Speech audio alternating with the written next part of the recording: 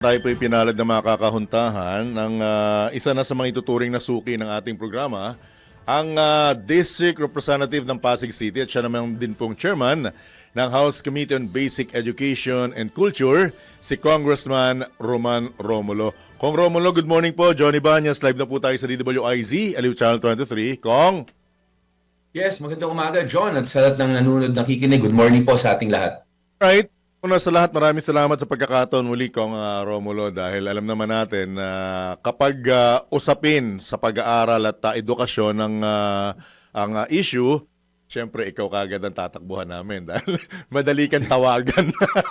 Anyway, kailan, kung ipapatupad ang bagong three-term calendar ngayong 2026 at 2027, kailan po ito? Pagpasok na ito? Ito na. Well, base po sa sinasabi ng DepEd, itong darating na academic calendar, so itong darating na June, doon nila planong i-implement na itong bago nilang trimester na academic calendar. So pag ipinatupad ngayong June, kailan po ang susunod na cut-off niyan? At saka paano po magiging diskarte? Sa palagay niyo po ba kung Romulo, handa na ang teachers, maging mga estudyante para rito?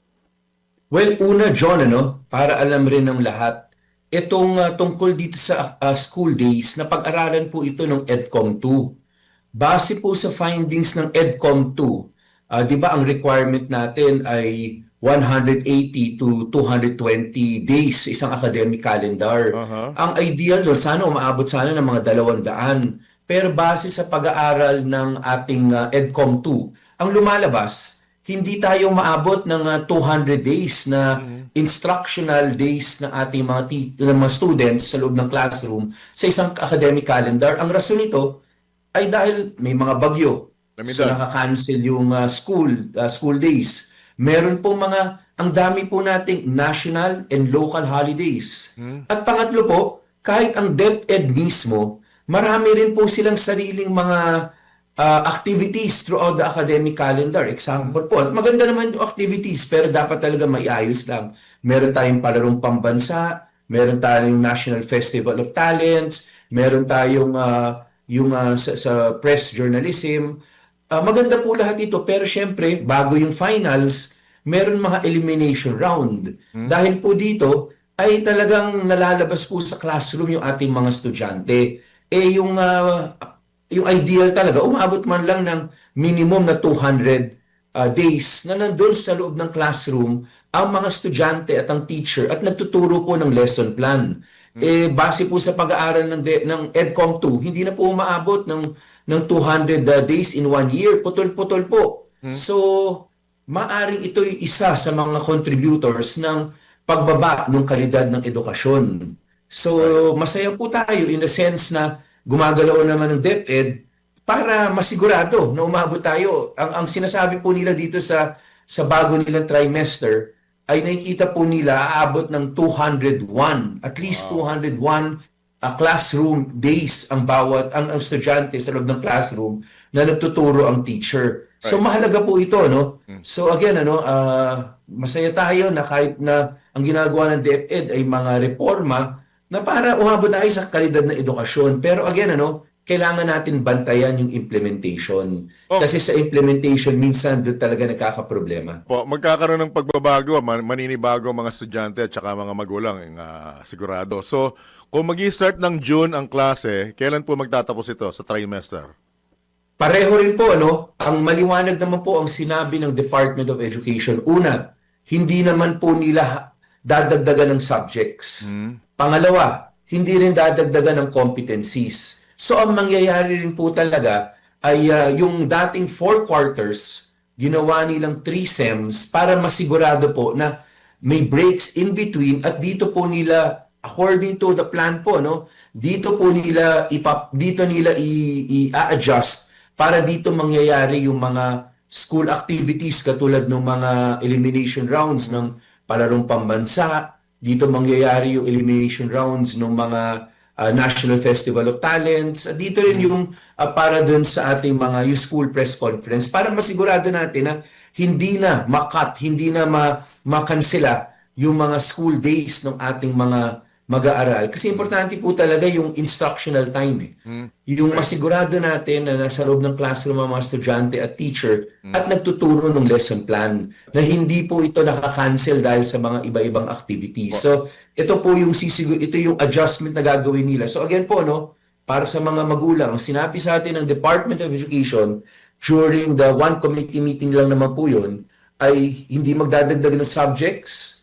In fact, yung matatag curriculum ay implement na nila. So pagbawas po yun ng number of subjects, hindi po sila magdadagdag ng competencies. Para ang gusto lang po nila, ma-adjust po para siguradong may class, na sa loob ng classroom yung ating mga estudyante at teachers na may lesson plan na tinuturo. Right.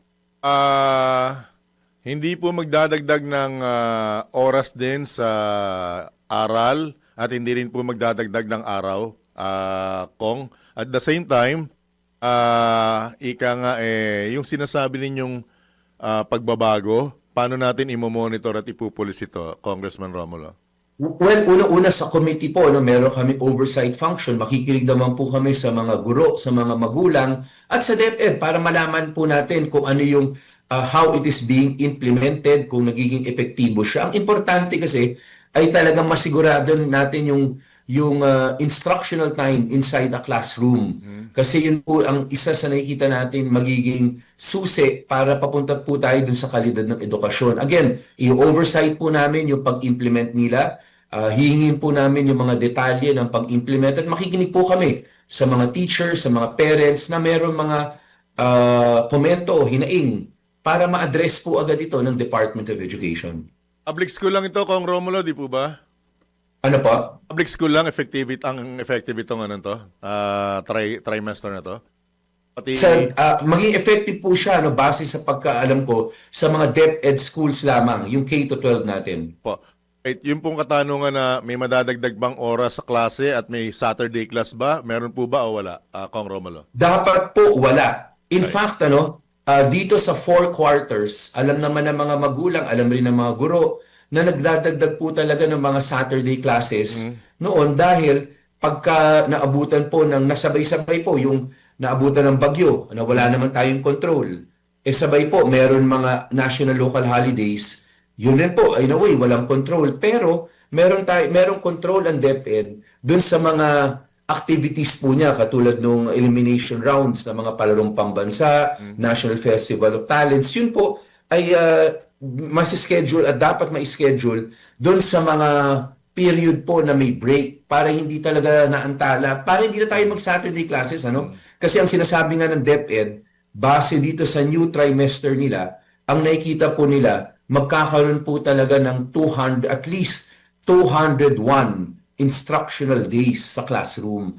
At may struktura po silang ginagawa na i-institutionalize na po nila. Remember po, Sir John, ngayon academic calendar, inumpisahan na po natin yung tinatawag na beginning of school year assessment.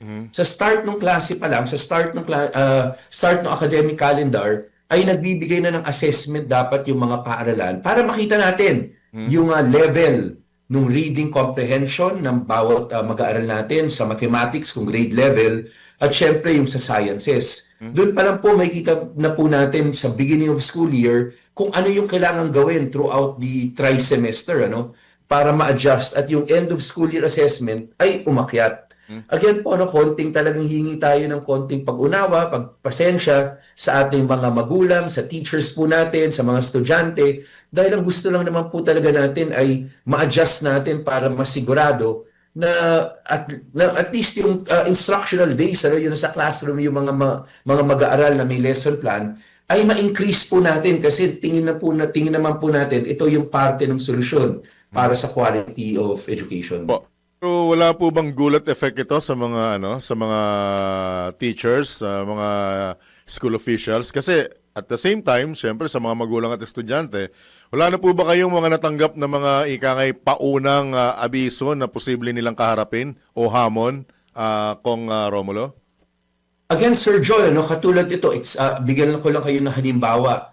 Nung inintroduce po ng Department of Education yung pagbawas ng subjects, pagbawas ng competencies, sa committee pa lang po, nung kausap natin yung iba-ibang teacher groups, Ang sinasabi po nila talaga ay nung binawasan yung subjects, ang ginawa lang raw nung DepEd ay siniksik lang po yung two subjects into one subject. Kaya napakahirap raw sa mga guro. Doon naman po napaliwanag naman po ng Department of Education in the committee meeting na bagamat ay nagbawas tayo ng subjects, hindi naman po nila lahat ng competencies ay pinagsama dun sa isang subject. Pero inaamin rin ng DepEd during the committee meeting na talagang sa totoo ay meron talagang ang tinatawag po natin talagang yung sa paumpisa may mga komplikasyon talaga kasi may adjustments na gagawin eh. Yan po talaga minsan talaga sa umpisa may nakasanayan na kasi po tayo na mga competency subject matter sa pinag-uusapan na pag tinignan natin yung bagong subject na binawasan na po natin, hindi naman natin sinama sabi ng DepEd, hindi naman nila sinama lahat ng competencies, ay talagang may mga adjustments rin ginawa. Kaya sa totoo, meron talagang magiging adjustments at sisiguraduhin naman natin na as much as makaya natin, tututukan po natin para ma-assist rin at mapaliwanag sa DepEd, sa teachers, kung paano po talaga mapagkaisa yung, isa lang naman goal natin lahat yung kalidad ng edukasyon minsan talagang may lang talaga adjustments na kailangan magawa pag may bagong sistema, bagong proseso na ating ini-introduce. Growing pains bang tawag dyan, Kong Romulo?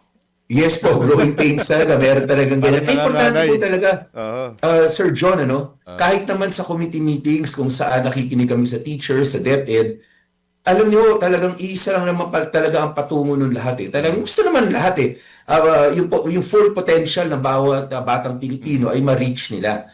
Ang talagang may mga concerns lang at mayroong adjustments na talagang buti na lang ay napapakinggan at na-address. Again po, yung tinatawag na growing pains o birth pains na ito, hindi naman po talagang maiiwasan pero humingi na tayo ng pag-unawa. Ang importante ay meron tayong adjustment para at least makamit yung alam mo, Sir John, importante kasi yung instructional days ng isang mag-aaral na nandoon siya sa loob ng classroom, kasama ng mga klase niya, tapos may guro na nagtuturo ng lesson plan. Pag nababawasan po yun, naiiwan talaga yung bata na talagang sayang po yung pwede niyang natutunan ng panahon na yun Welcome po sa Teachers Dignity Coalition itong hakbang na ito. Pero ang banggit nila, mukhang mas makabubuti po ito kung next year na, 2027-2028 na ipatupad itong 3-term school calendar. Can you comment on this, Kong Romulo? Again, Sir John, naintindihan natin ang TDC, naintindihan natin yung iba-ibang teacher groups. Talagang, syempre, nag-aalala rin sila dahil magkaka-adjustment sa ating mga guro. Pero sa totoo po, whether i-implement ng DepEd yan ngayong taon, this coming academic calendar o next academic calendar, magkaka-birth pains, growing pains talaga yan So, sama-sama po natin tulungan habang na-oversight po natin ng mabuti ang Department of Education at yung pag-implement nito para tama po yung implementation. Ang mahalaga po talaga ay makita natin that it works. And alam naman po talaga ng marami even ng teacher groups, hindi lang naman ito yung reform na kailangan gawin. Talagang yung pinaka-importanting reform, medyo ngayon gagawin na talaga. Pinilot po last year, ito po yung pagbawas ng subjects ng curriculum para nakafocus na lang ang subjects sa functional literacy. Meaning, ang pinaka-importante, marunong magbasa at naiintindihan yung binabasa, reading, mathematics, grade level at science. Yun naman po, pinilot po, lalo na yung senior high school, yung pagbawas ng number of subjects na matagal lang tinutulak ng House of Representatives, pinilot na po yan ng DepEd at ngayon, ifo-fully implement na rin po nila. So, marami pong iba-ibang reforms na magaganap. Lahat naman po ito ay para sa quality of education. Parang sa totoo, Sir John, talagang minsan hindi na tayo pwede maghintay dun sa mga iba nating reforms. Kasi medyo na sayang po yung potensyal ng batang Pilipino. Maganda na ho, ayusin natin yung education system natin. Kasi yun naman po lang naman ang minsan yun talaga yung problema lang sa education natin, yung system natin. Ito po, ma-adjust na natin. Alam na natin kasi hindi natin ma-perfect yung dating 4 quarters So kung iiwan pa natin yung 4 quarters, pareho rin po yung resulta. We have to do changes and reforms as soon as we can para may bagong makita, may bagong positive na makita yung ating mga estudyante. Alright. Kung Romulo, with your indulgence, pwede ba ako magtanong ng lihis sa sa edukasyon? Meron lang kasi Opo. kung narinig ka or nabasa kahapon, break nyo po, di po ba? Walang sesyon? Opo. O po ba yung pahayag ng isa sa mga kasamahan ninyo na meron kayong Lenten bonus na nagkakahalaga ng 2 milyon bawat kongresista? Can you comment on that? Sorry, medyo lihis pero baka lang ako pwede kang makapag-comment dito, Kong. Well, ang totoo naman po niyan talaga, pag may break na ganito, merong additional na allowance naman talagang binibigay ang House of Representatives. At ito yung kasi karamihan po ng mga members, sa totoo lang, throughout pag may session, hindi naman po sila regular nakakauwi. So meron talagang mga pangangailangan, makakabalik, pagbalik nila ng mga distrito nila, na mga kailangan nilang maitulong doon sa constituency nila, sa iba-ibang mga barangay. At yun naman po ang purpose, kaya meron naman talagang binibigay po talaga na additional allowance para masigurado lang na matugunan yung mga, kasi ngayon lang talaga pag break time, lalo na ngayon, graduation season, so talagang lahat naman uuwi sa kanya-kanyang mga distrito. At ito, yung additional allowance para makatulong pagbalik sa distrito, dahil ngayon hindi na kailangan bumalik ng Maynila lahat, you can stay in your own districts para makatulong po talaga dun sa kanilang mga constituencies. May panawagan ng netizen dahil daw po sa krisis, baka naman pwedeng ilaan sa iba itong bonus na ito ng mga kongresista. Ano po?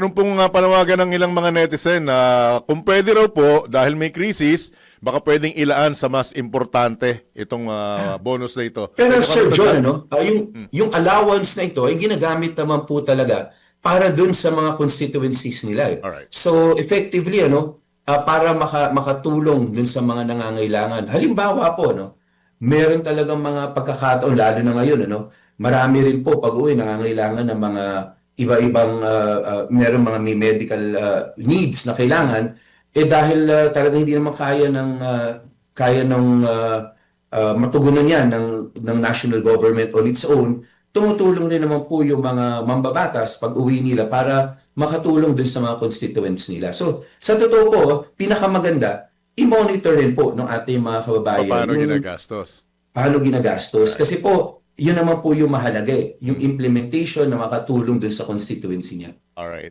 At Congressman Romulo, unless may karagdagan ka po pong panawagan at mensahe, go ahead, sir. Well, again po, sa lahat po ng mga magulang na nakikinig sa ating mga guro, alam po natin na unti-unti ay may mga reforms tayong ginagawa sa education system natin. Sana po, siguraduhin po natin na itong mga reforms na ito, bantayan natin, tingnan natin na tama yung implementation, at bukas naman po talaga yung committee, I'm sure both houses, para makinig agad sa ating mga hinaing tungkol doon para mapaliwanag rin ng Department of Education. Alright. At Congressman Romulo, as always, maraming salamat At muli ka naming bubulabugin at aabalahin sa mga susunod na Yes, pagkakataon. maraming salamat, Sir John. Sunod-sunod to ngayong taon na ipapatupad, malamang meron tayong mga katanungang naghahanap ng kasagutan. Thank you so much, Kong. Good morning. Ingat po kayo. God bless. Salamat din po. Right. Po mga kabalitan, kabalitaktakan, ang kinatawan Lone District Representative ng Pasig City at siya rin naman pong Chairman ng House Committee on Basic Education and Culture, Congressman Roman Romulo.